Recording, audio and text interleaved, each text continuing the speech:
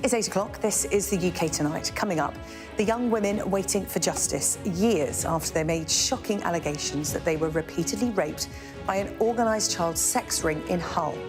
Well, now Anna and Sarah have been told that police officers have been moved off their investigation to focus instead on cases from the riots this summer. Tonight, we'll be asking, what is it going to take for violence against women and girls to be made a priority? Also ahead, Instagram announces new rules for teenagers using the app, including stricter privacy settings and controls for parents. But will it really make any difference? Plus, the children at risk as child vaccination rates in England reach their lowest levels in more than a decade. We'll be speaking to a mum who has experienced just how utterly devastating the impact can be. And the hunt for the missing capybara. We'll be hearing from the zoo in Shropshire, trying to track down the escaped giant rodent. Well, that's come. Much more on the UK Tonight.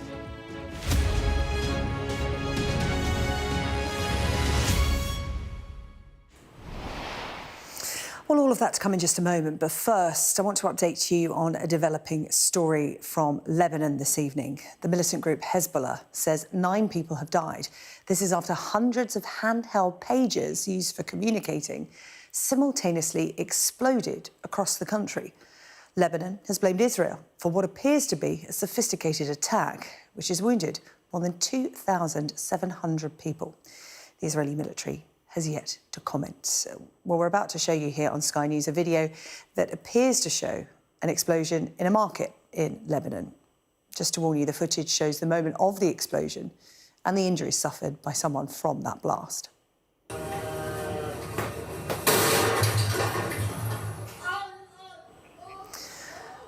A Hezbollah official says it's the biggest security breach the group has faced in nearly a year of war in the Middle East. Well, our Middle East correspondent Alistair Bunkle is standing by for us. He's in Jerusalem tonight. And Alistair, this is very much still a developing story this evening. So much we don't know, but tell us what we do. And I think a lot that perhaps we'll never know. For example, how precisely these devices were rigged and then exploded. There's a number of theories doing the round. I think the most common is that somehow an explosive material was put inside them before they were delivered to Hezbollah, and the reports that they came via Iran, and so that would also suggest a security breach on the Iranian side as well. And that confusion, or our uncertainty, will probably also be Hezbollah's uncertainty, and that is part of it. There's psychological warfare that Israel is playing on Hezbollah that will cause some chaos amongst Hezbollah ranks. The fact that Israel has yet again infiltrated them, but this time so deeply and widely, exploding, we don't know how many number of devices, but a lot, not just in Beirut, but across Lebanon as well. And this was what Hezbollah was using to communicate with, because they thought it was safe, or at least safer, than using mobile phones. Mobile phones can be pretty easily hacked, listened into, traced.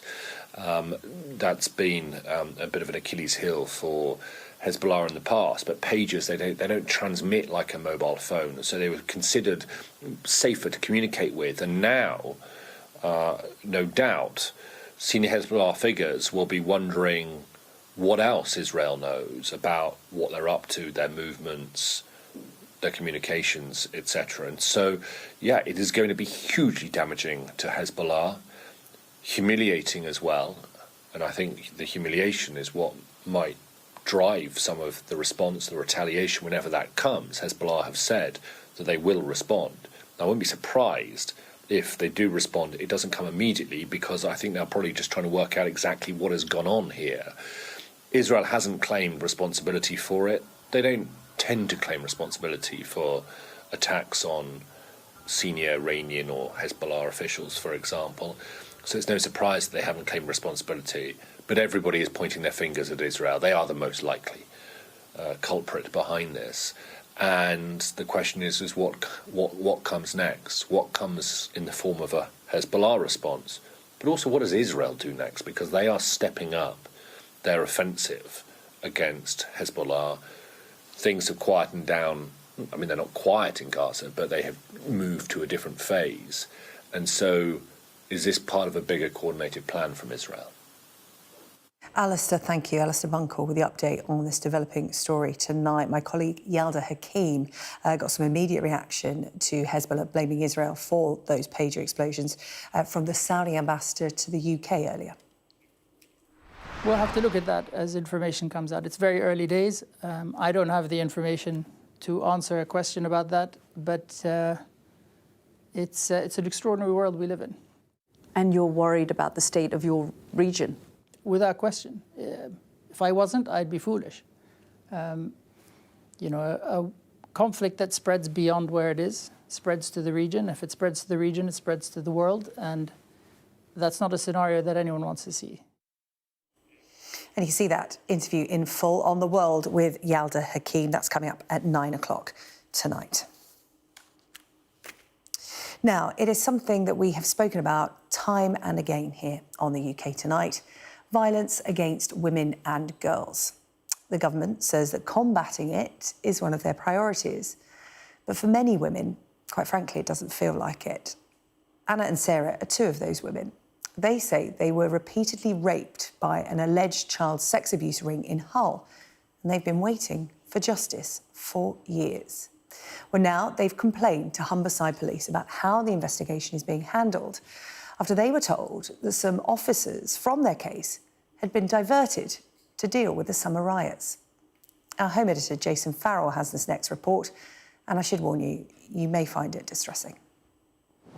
They were teenagers when we first filmed them. Now young women, they're still waiting for justice.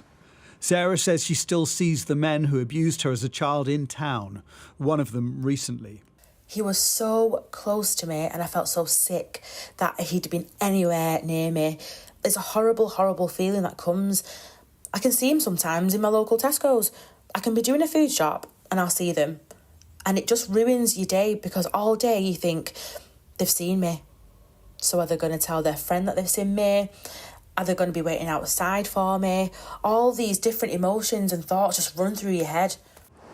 The case into the alleged organised sexual abuse of girls in Humberside was closed in 2021, then reopened after a Sky News investigation. An independent body concluded Operation Marksman was flawed, and we were told a new team of officers would bring fresh eyes to the case. 2 years on from that, this is what the women have been told. They said they've just finished reading through everything, all the evidence from the previous investigation, and now they're starting at the beginning, which I think 2 years is a long time for it to only just be at the beginning of the investigation. So how did you feel when they told you we were just starting? I was really angry, to be honest, because it made us think kind of, how long is it going to go on for? And this all started in 2016, 2017, so it's been going on long enough already. Anna and Sarah, not their real names, have written a joint letter of complaint to Humberside's chief constable, which says that when they met with officers this month, they were told resources have been diverted away from their case to deal with investigations into the summer riots. It's frustrating because, I don't know, obviously it is serious what they're looking into, but I do believe that men that are going around raping and abusing young girls is more important than the riots. What do you think? I think it's a joke. Why are you so concerned that a couple of people have set a bin on fire in the middle of the town centre, but young children, young girls, are out there being raped and forced to do things that they should never, ever have to do? After we left the grooming gangs, it's still going on with the next generation of young girls that they'll find, then the next one, then the next one, and it's never going to stop.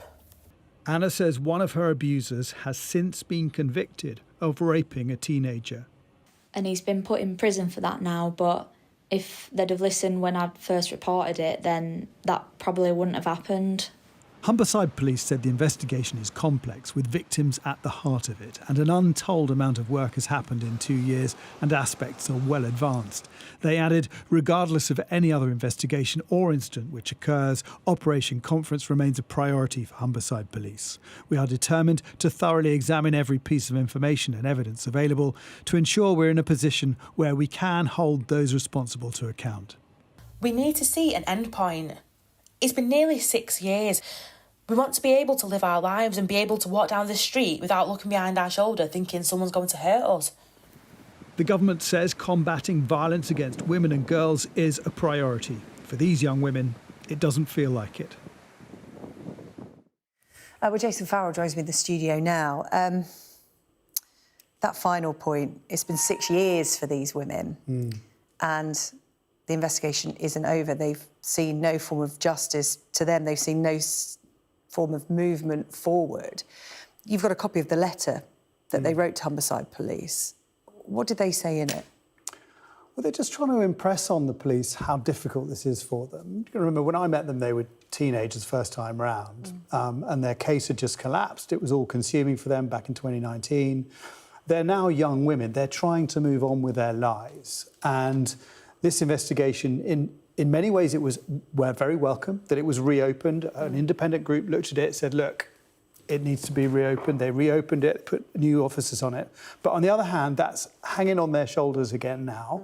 They don't know if someone might be arrested, for example, and if then they've got to watch out because maybe their friends will be hanging around outside or trying to get revenge. Those are the thoughts that go through their head, especially when they see someone down the supermarket who used to abuse them as a child. You know, that's what they're alleging is the situation that they're living under. So it's difficult for them. So this letter that they've written is really saying, these are all the things that we've been through. One of the young women actually got a subject access request, which is to look at how the police dealt with her information in the first investigation. And what she found out, and she puts this in the letter, is that one of the police officers, for example, said that she was making lifestyle choices. Another one said she keeps putting herself in danger. Another one says the victim doesn't come across as the best type of witness that we could have. Another one says, I suspect some sort of mental health or attention-seeking issue. So they are all those tropes, really, that you get around child sexual exploitation, that genuinely is kind of a complete misunderstanding of the situation of someone when they are being abused, being exploited, being groomed. And they've actually said, look, we'll come in and teach you about this if you want. We'll train your officers in what to look for and how young women react and how they behave, because perhaps they don't behave the way you think they're going to behave when you find them walking down the street with a man, for example. The girls obviously spoke to you anonymously, as they did the first time, to protect them, but you can sense the anger from their words. It's not their actual voices we're hearing, because they should be sitting there feeling empowered to send this kind of letter and call the police out, because the government has said, look, violence against women and girls, we're going to treat this as seriously as we treat terrorism. Yeah, and we do use actors' voices. They're good. They get the people we've used do get the expressions that have been used and the way it's expressed, and they are angry and they're frustrated, and you do sense that, and that does come across. But you're right. I mean, it was the National Police Chiefs Council. I just got a few stats here. Saying this is a national emergency. 800,000 women a year are victims of sexual assault. In 2021 to 22, there were 70,000 rapes, but only 1,400 convictions, so that's less than 2% conviction rate. Violent crime against women gone up nearly 40% in 5 years. And when it comes to child abuse and exploitation, a 435% increase in 9 years, so up from 20,000 to 107,000. So yeah, the government's right. This is an emergency. I mean, I was looking back at Keir Starmer's campaign, and he was saying, I want to end violence against women. It's not like a tax you can end it within 10 years. I sat opposite the new Home Secretary talking about it. It's probably never going to end. Let's be honest. Let's be realistic. But it is not being clamped down on in the way that it should be. OK, Jason, thank you. Jason Farrell there with his report. I'm joined now by Jim Gamble, former Chief Executive of the National Crime Agency's Child Exploitation and Online Protection Command, and also by Dame Vera Baird, author of a key report into the experiences of women and girls taken into custody by Greater Manchester Police. Thank you both for joining us. Jim, I'll come to you first. You know this story well. Jason has spoken to you about it, and he's shown you the dossier that the girls themselves came up with of information that they provided to the police. What are your thoughts that 6 years on, 2 years on since Sky News shone a light on their case, that they are where they are now? Well, look, it's disappointing. When I reviewed the documents, for Jason, it was obvious that there was a prima facie case there. The unfortunate thing was just 2 years ago, not 10 years ago or 20 years ago, we saw victim blaming language at the centre of it, excuses and diversion from having a victim-centred approach. So I was really relieved when the police service made the decision, after having it formally re-reviewed, to proceed to a full investigation. 2 years on, it's disappointing, and I don't think this is about an absence of appetite from the new government. In my experience working with them the first time round, I think they will be committed. But we are talking about a context where policing has been demonised and diluted, over 11 years by the previous government. And there are issues around capacity and competence. But moving forward, I would expect to see this investigation, given the scrutiny that it was placed under, moving forward at pace. And one of the deeply disturbing issues for me is that someone, we're told, has been convicted of a rape that took place in the aftermath of the allegations against the perpetrator being made. So I think there's no way that this case can come to a close without being fundamentally and independently reviewed to establish whether the delay, if it's judged that there is an unreasonable delay, and I think there might be, had any, whether it played any factor into the fact that these men, or certainly the man who's been prosecuted, was able to continue to do what he was doing for longer than he should have been. Jim, the disturbing fact of the matter is that words from the government, words indeed from the police forces themselves, do not match the action. And is that because of resource? You can come out with all the strong statements you want about tackling violence against women and girls. It comes down to resource and, quite frankly, attitude. Well, it comes down to leadership. And the Chief Constable has operational responsibility for how and where the police officers at their disposal are deployed. So we need to understand what is the complexity, what is the untold amount of work that's been going on, because 2 years in, that's not good enough. The government are only 2 months in, and it's not for me to defend the new government or even perhaps to reflect on what they'd done previously when I worked with them. But I believe there is a commitment to deal with violence against women and girls in a much more effective and much more practical way. But that is going to involve a process where policing is reinforced, where the culture changes across the board, and we see chief officers not tolerating victim-blaming language or lapses. And if indeed, these girls were told, and engaging with them the first time and looking at the material I was provided with, including diaries, I find it hard to believe that they would make this up. If they were told that police resources were diverted to riots, then we're adding insult to injury.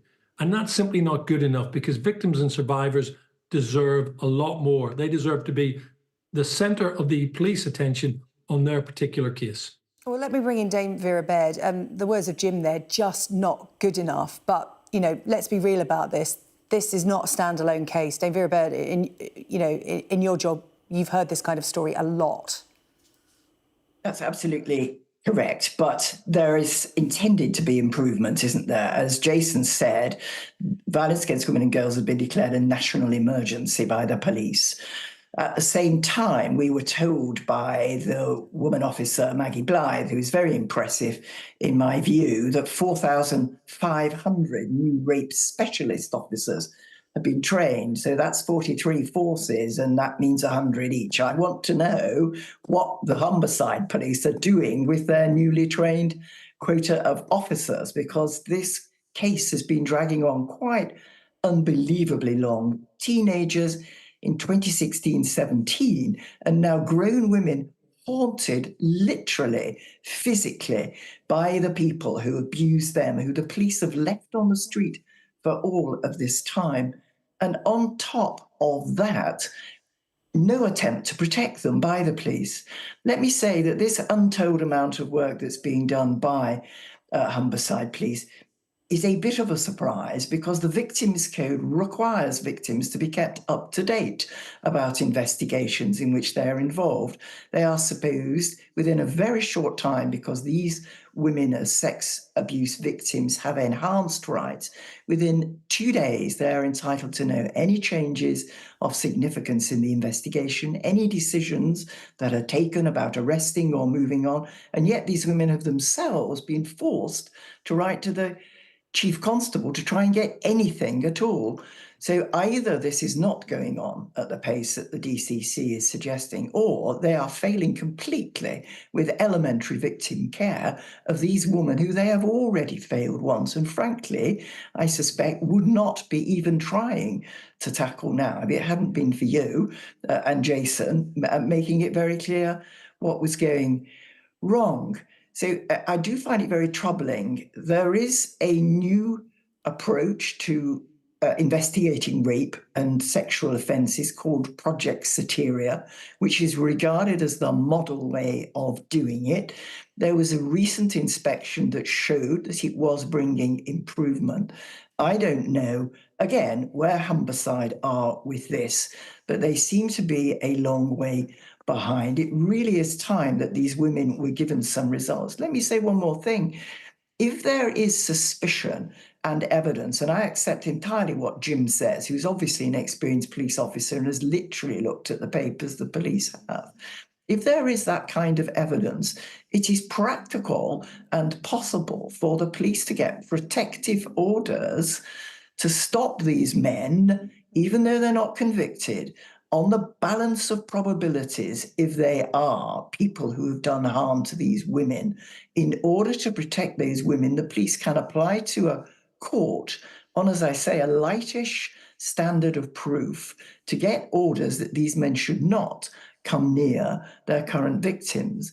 It seems to me, whatever's going on when the inquiry is not going fast enough, but elementary victim care is not being considered at all in this case, and it really must. It's an appalling performance. Yeah, Dame Vera, frustrating that the tools are there, as you pointed out. The tools are there to help the victims. They just don't seem to be used correctly. Just a final thought from you, if I may. You and I were at an event where Yvette Cooper was speaking before she was the Home Secretary. It was just ahead of the election, and she was talking about the fact that violence against women and girls was going to be a top priority for this Labour government. In fact, they were going to halve it within 10 years. And we've reflected, with Jim and with Jason, that it's going to take time. Can you give us some of the positivity you're seeing in this movement? Because, yes, we are focusing on a very distressing case tonight, but in terms of this issue being taken seriously by those who can really make a difference, what are you seeing? So obviously it's early days, but there were three, despite the financial problems that beset the government that's been left over from the last government, they have committed very strongly to a couple of really good things. The first is to have a worker from a victim support organisation placed in every police call room so that when a call comes in about sexual abuse or about domestic abuse, the officer will take note, they will do the policing things, but they will also put in touch a civilian victim support expert immediately with the complainant to help in whatever way that can be done. That is a model scheme. We tried it out when I was the Police and Crime Commissioner in Northumbria. And I have to say, far more women after that first experience came back to talk to the women's support person than actually went through with policing. But clearly the two work together.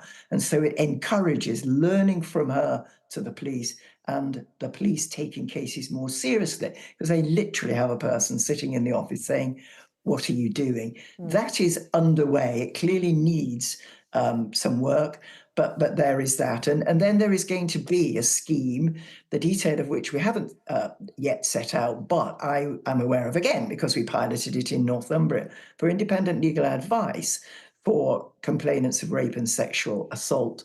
This is if the case starts to go forward and there are, for instance, inappropriate, intrusive requirements for You know, with women who are accusing men of abuse when they were young, the police tend to want the entirety of the woman's school reports, the entirety of the girls. Feel like they're being investigated, like they're doing something wrong. That is something we hear so And often independent from legal women advice is and a way young to have girls in the midst of somebody, this.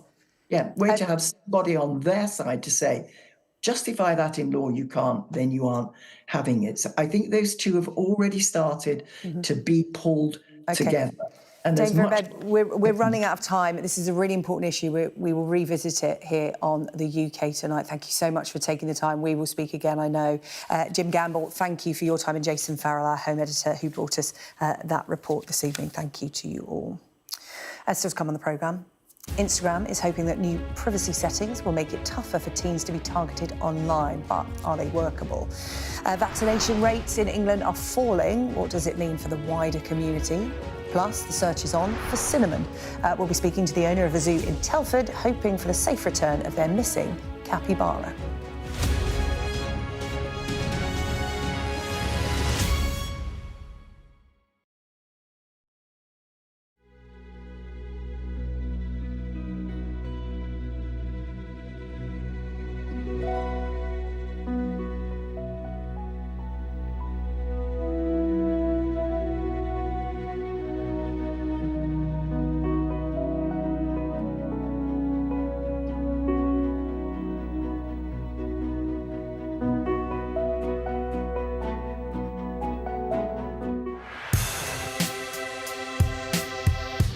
I'm Martin Brunt, and I'm Sky's crime correspondent. My most memorable story was, and still is, the disappearance of Madeleine McCann. Please, please do not hurt her. Please give our little girl back. We aim to be the best and most trusted place for news. For detectives, the first 48 hours after a murder are crucial in the search for clues. The public expects them to find Jill Dando's killer soon. The British detectives are planning to meet forensic experts, academics, and even witch doctors. I remember the grimmest case, the Soham murders of schoolgirls Holly and Jessica. I felt I can't undo what's happened, but I can help explain it. Ian Huntley was arrested and charged within a fortnight of the murders. I've never murdered anyone. I've never raped anyone. What am I in jail for? The parole board has to decide if Bronson needs to be kept locked up for the safety of the public. My biggest challenge was to persuade a jailed diamond thief to answer my letters. Martin Brunt, Sky News, at the Old Bailey. There's always more to the news than a headline. We want to discover, to delve a little deeper, to find out what's really going on. Explanation, analysis, the people at the heart of every story. I'm Neil Patterson, and this is the Sky News Daily Podcast. So, by the end, we'll hopefully all understand what's going on in the world just that little better. Available wherever you get your podcasts. Welcome back. You're watching the UK Tonight. Now, teenagers who use Instagram are going to get new privacy settings designed to reduce the amount of harmful content seen online by young people. Teen accounts for users aged between 13 and 16 will now be private by default and will need parental permission to change any settings. Under 13s are already banned from using the app. Our correspondent Ashna Hurnak has been taking a look at these changes in a bit more detail. The time these young footballers spend on the pitch is almost the same as the amount spent online. Now, one of the biggest social media platforms is tackling them and others their age. Instagram now has new rules. I think it's a good thing because it's going to give people time off social media as well and to focus on other things. And I think it's going to be really good to ensure people's safety online. Their friends are only going to see their posts, right? So if that's better, they're going to have more confidence in posting, knowing that people they don't know aren't going to see it. Introducing Instagram teen accounts. Under-16s will now have automatic teen accounts with parental controls as the default setting. Plus, teens under 16. Parents and guardians with oversight of the accounts will be able to limit the times they can access it and who they interact with. Children will only be able to change these settings with their parents' permission, giving them full control. It might make the app a little bit less attractive to the teenagers, that they might prefer to use other apps, and they always find a way around these rules by using something else. But I think it's a really good step in the right direction to know what they're looking at. Some parents have campaigned for years for better protection for children. Ian Russell's daughter took her own life after viewing self-harm content on Instagram. The most important thing that platforms can do to create a safer experience for children is to rein in their algorithms. The harmful content, like Molly was seeing in the 6 months before she died, is still pretty easy to find on these major platforms. And worse than that, the platform's algorithms are recommending harmful content. Once you'd stumbled in and found anything that could be harmful, the algorithms were recommending more and more of it. What's not changed is the same algorithms are sending the same content. Safeguarding our children is obviously very important in all aspects, especially social media that's so prevalent. I think you have to give an element of freedom to teenagers. You can't wrap them up in bubble wrap forever, but at the same time you want to protect them and keep them safe, and obviously there is a lot of danger online. The online safety bill that's expected to pile on pressure to address this won't come for months. For the tech giant, these changes mark a major change in policy, but for some, it still feels light on protection and privacy. Aston Harinag, Sky News. Well, let's bring in Mariano Janin, who is the father of Mia Janin. Mia took her own life after being online.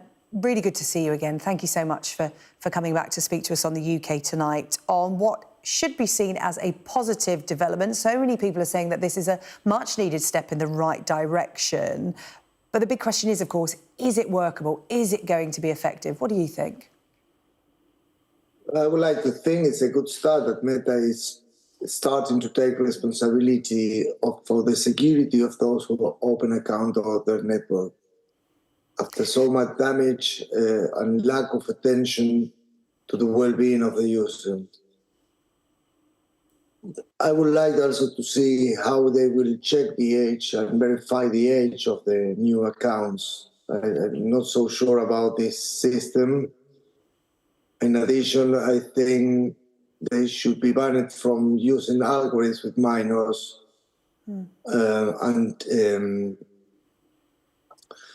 Until this time, they should publish how the algorithms are used and why. Yeah. It's not clear yet. There's been a lot of scepticism about how you verify a child's age. There's some suggestion that children will have to send in a video and then the app itself will decide how old they are. And as we know, teenage girls look a lot older than their years these days, and mainly because of the tips they've picked up on Instagram. We spoke to the former Children's Commissioner here on Sky News earlier this evening, and she said that self-regulation shouldn't be a distraction from actual regulation. Yeah. I think what we need is to have an online safety bill in place, because it's not only Meta, there's a lot of social networks, and we need to regulate everything in a way that we can have a safe place for the kids. Yeah, it's about creating a safe place for children, and it's about social media companies, the tech companies doing their bit. It's also about the government. But it's also been said today that the parents need to be in step with this as well, because, parents need to be less relaxed about mobile phones, because some parents are. They don't see the harm in it. Obviously, you can speak to that and underline that that's not the case. Well, the companies are big companies. They have the technology and the financial means to produce all the changes. But anyway, it has to be regulated. It's something so vast and it can be so dark, so we need to have a regulation in place. That's the only way to be safe, I think. And then the companies need to, go with the regulations. They should help on the process. Mariana, really good to talk to you again here on the UK Tonight. Mariana John in there reacting to that announcement from Instagram today. I appreciate your time. Well, that decision by Instagram could well feature in tomorrow's newspapers. That surprise announcement. Our extended press preview is from 10:30 this evening with tonight's news and tomorrow's headlines. Joining us tonight, the journalist and broadcaster Jenny Kleeman and broadcaster and commentator Ali Miraj. Now, on Saturday night, a record 96,000 fans are expected at Wembley Stadium to see Anthony Joshua fight Daniel Dubois in a Battle of Britain heavyweight clash. For Anthony Joshua, it might be the last chance for him to set up an elusive contest against his nemesis Tyson Fury. But questions remain over the involvement of boxing's new ringmaster, the Saudi royal advisor, Turki Al-Alishik. Well, today, Joshua and Dubois have been going head-to-head at a glitzy media event in London's Leicester Square to promote the fight this weekend. And our own Jackie Bell-Trow is there. Jackie, good to see you. Talk to us about the build-up to this fight at the weekend. Well, there's huge build-up. It's something that the Saudis love to do, and they've introduced this thing called the Grand Rivals, where the boxers are all on the red carpet, although tonight it was lilac. In fact, they're dismantling around me, and it's literally a rapid operation. But just a few moments ago, Anthony Joshua was standing on that carpet.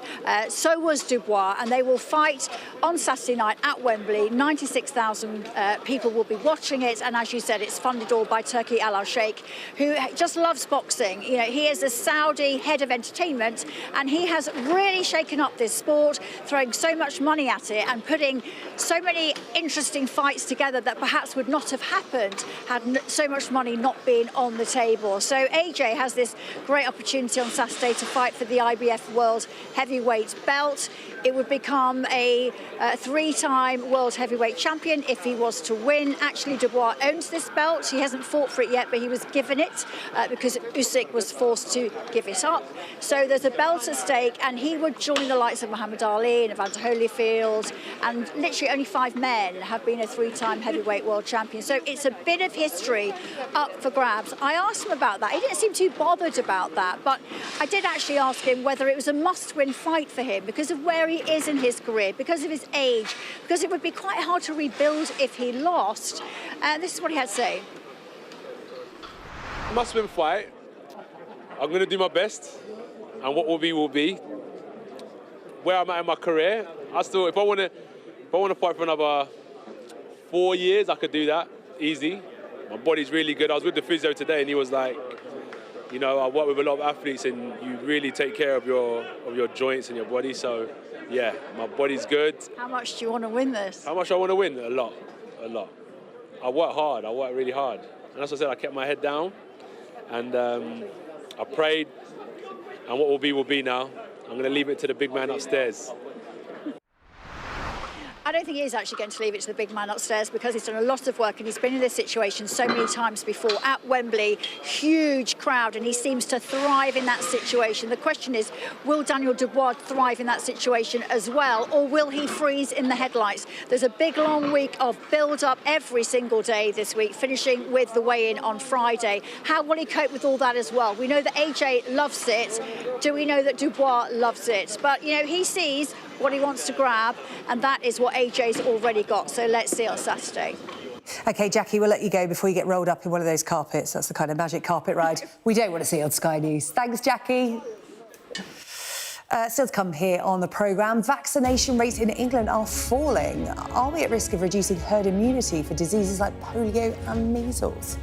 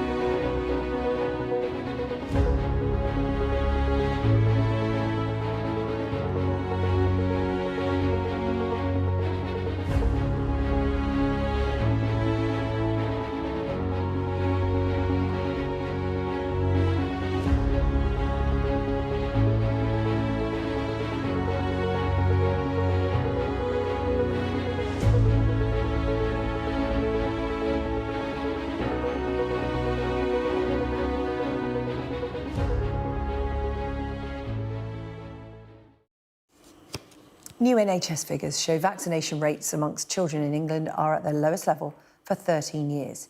Just 89% have had their jabs for diseases like polio and measles. It's down 1% from the previous year, and it's well below the recommended figure of 95% needed to achieve herd immunity. Well, NHS England has revealed that not a single vaccine met the target needed to ensure diseases cannot spread among youngsters.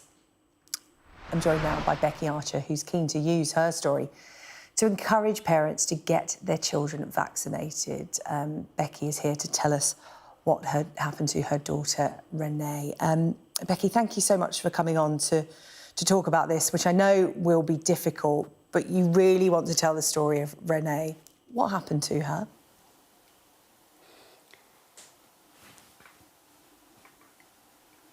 She became poorly at the age of 10.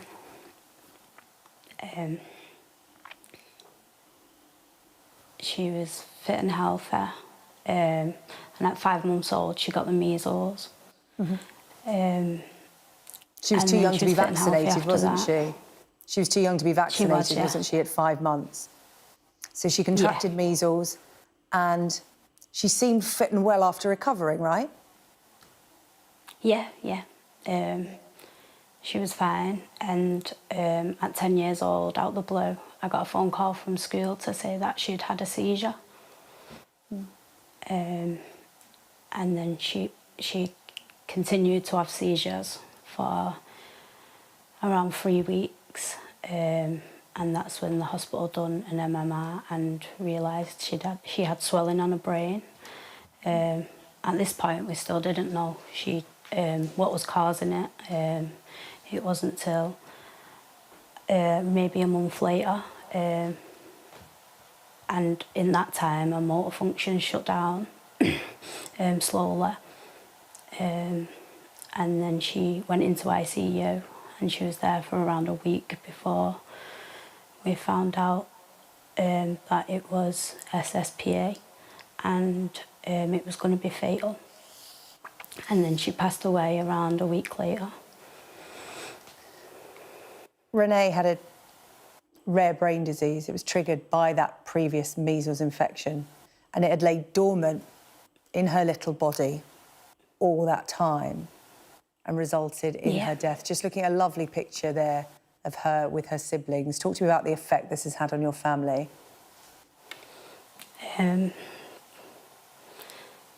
Life's not the same. Trying to live without Renee is just...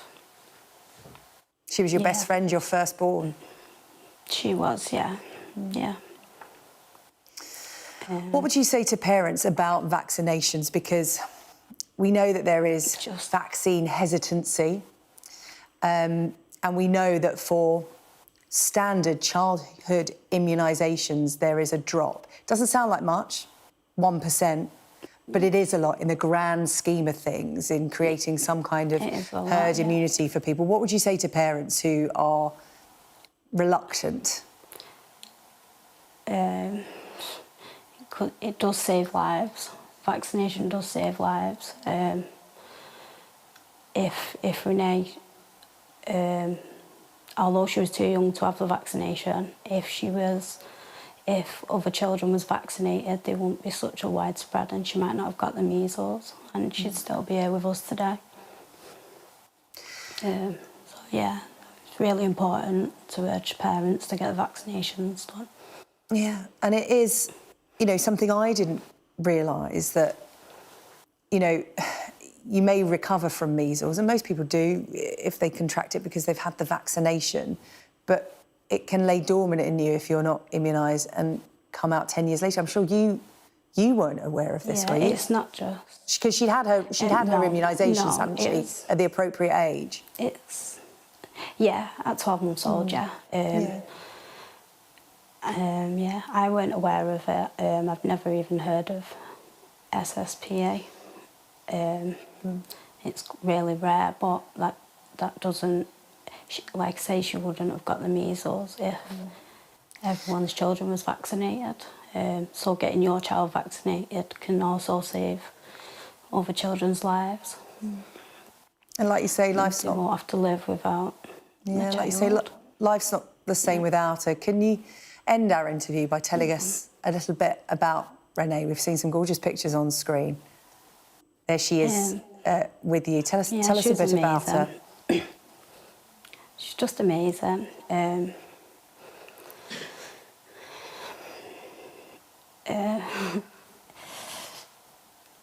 She's just a happy little girl. She's really clever. A lot older than her age. Yeah, she was just really intelligent and happy, always smiling. Yeah, and she's an amazing sister and daughter, and yeah, she was loved by a lot of people. And I'm sure you remember and talk. Yeah, and I'm sure you remember and talk about her every day. Rebecca, I know it's difficult, but thank you for coming on to talk to us about this, because it is really important to you and your family to raise awareness. And I'm so glad that we could finish by talking about Renee and what a wonderful little girl she was. And I hope that brings you as much comfort as it can. Rebecca, thank you for joining us. I appreciate your time. Thank you. No worries, thanks. Still to come here on the UK Tonight. We are going to go on the search for cinnamon. We'll speak to the owner of a zoo that's in Telford, and they're hoping for the return of their missing capybara. Has been missing since Saturday. And it's men against young boys as Aston Villa deliver on their return to Europe's elite.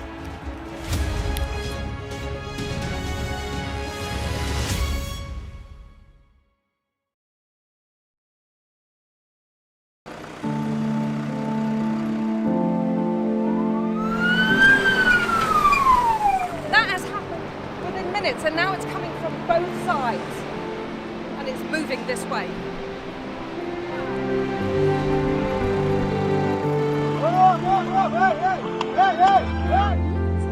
Only about half a mile from the Turkish coast, and it's evident that the boat seriously overcrowded.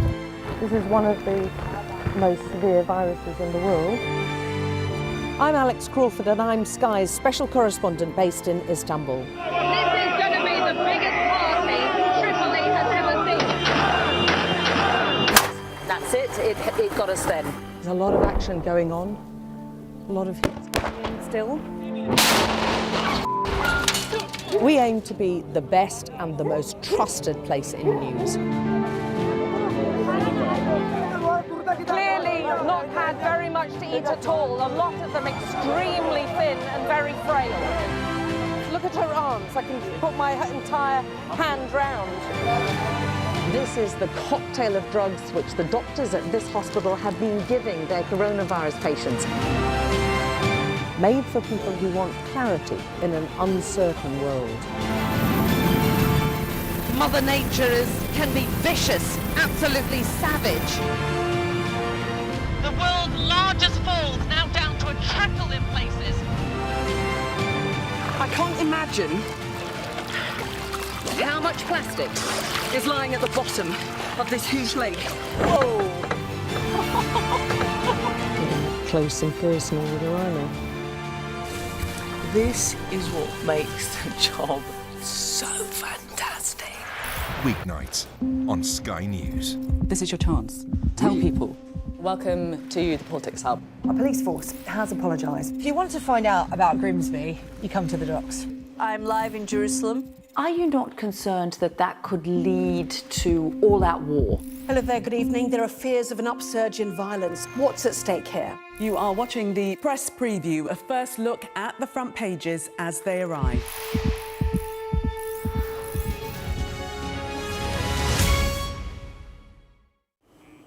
Hello, welcome back. Still to come, the search for cinnamon, a capybara that has managed to escape from a zoo in Telford. We'll have more on that in just a moment. But first, the search for European glory. Teddy is here with the sport. Aston Villa returning to Europe's top competition for the first time in more than 40 years. And it really was a case of men against young boys. It certainly was the young boys, the Swiss champions. I'm sure that's been used hundreds of times in sports reports. It's not like I'm the first person to say it. I know, the Swiss champions, not the sternest of tests, and certainly Aston Villa are off to a flyer tonight, but a small and determined group of Villa fans out there in Switzerland saw a 3-0 victory. Underway pretty early on, Villa coming out strong with strong lineup. Yuri Tillemans with the first goal in the 27th minute.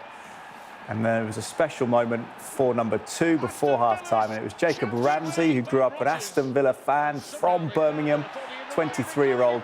After Watkins nicked the ball from the goalkeeper there, Ramsey finished it off, and that was 2-0 to Aston Villa.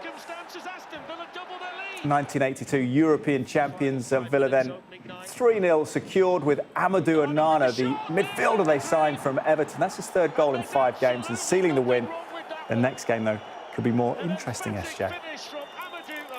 Yes, they made light work of the Swiss champions. What is next for Villa? Yeah, so it was 1982, the European Cup final. Peter With scored a goal in that. It was an emotional moment tonight as well. A lot of Villa fans thinking of Gary Shaw, who passed away this week, who was in that lineup, a local Villa lad. But they play Bayern Munich next at home at Villa Park, 2nd of October in this competition. So that'll be a poignant night and surely emotional on all levels. Harry Kane, by the way, scored for Bayern Munich tonight. They're leading 3-0 in their game against Dinamo Zagreb. We're back with news of Liverpool in just a moment too. This Sky News Sports Bulletin is brought to you by Vitality. Getting more people more active. Live life with Vitality. We were both so excited to see each other as these little characters in a kid's book. It was brilliant, and we spent a lot of time and laughing about doing it. You know, the book is 2 young lads, Kevin and Rob, exploring what heroes mean to them, and to have something that's physical that we completed together, and for it to be the last thing we did, which is such a positive thing as well, is great. And I know little Jackson Burrow, who's 5, has had this book read to him about 100 times and loves it. Can you try and elaborate a little bit on your relationship and why that bond was so special? We sat next to each other for 15 years in dressing rooms. You know, Rob was maybe 18 and I was 20, and both trying to make our way. Probably 300 days a year we sat in that dressing room and we chatted of some sort every day, albeit very, very different with Rob because he's crackers and he was crackers. I was there right at the start when Rob was diagnosed, and I think you have a choice to make as a friend. You're either going to be there with somebody or you're not, and it was a really easy decision for me and many of our teammates, I must say, to be there for him. You learn a lot about the M&D community when a friend's diagnosed, and it became apparent really early that people, when they're diagnosed with M&D, often stop getting visitors. Phone stops ringing, stop getting messages. People find it too difficult to confront and face it, and I made a promise that no matter how bad and difficult it got, I'd be there. Can you share with us a story about your relationship? Maybe it's funny, maybe it's emotional, something that you can share with us that perhaps not too many people know. This Sky News Sports Bulletin is brought to you by Vitality. Now, you might not know what a capybara is, let alone what one looks like, but a zoo in Telford is desperate for the return of one of its most beloved exhibits. Cinnamon managed to escape from her enclosure at Who Zoo and Dinosaur World on Friday. The last confirmed sighting was on a nearby road the very next day, although there was an unconfirmed sighting on Sunday. The zoo is now asking the public to help find Cinnamon, but have warned that you shouldn't approach or try to catch her. Well, the co-owner of Who Zoo, Will Dorrell, joins me now. Will, what's the latest on the search? I understand there's a search party going out as we speak. Yes, there is. And fortunately, we've seen her tonight. We haven't managed to get her back, but we do know where she is. And yeah, she's been quite cheeky. She's literally just next door in some woodland, less than 200 metres from her home. But yeah, getting her back is turning out to be a lot more difficult than seeing her, at least. But at least we know where she is. Well, Will, has she been spooked by the dinosaurs? It's quite the combination, isn't it? Zoo animals and dinosaurs. Perhaps that's what it is. The search party then haven't had to travel that far. Talk to me about capybaras, because if you have children of a certain age, they will know what a capybara is. It was the internet craze last year, pictures of the animal popping up all over the place. But for those older viewers, what is a capybara? Yeah, they're the world's largest rodent. They basically look like a giant guinea pig, and they sound like one as well. We've been obviously having to put out capybara calling sounds, and it just sounds like a guinea pig squeaking, but a lot louder. But yeah, they are. You've got it on screen at the moment. They literally look like a giant guinea pig, and like I said, they're the world's largest rodents. very, very good swimmers as well, which is making our lives a little bit difficult. Oh, well, hopefully you weren't surrounded by any water. That's why she hasn't swum away. But she's in the vicinity. You know where she is, which is a really good start. Will, thank you. We hope to talk to you tomorrow when you've got her back home. Thank you very much. That's Will Dorrell there, co-owner of Who's Who, still on the hunt for cinnamon. They're getting closer. We'll keep you updated on that developing story. That's all from the UK tonight. We'll be back tomorrow night from 8. See you then.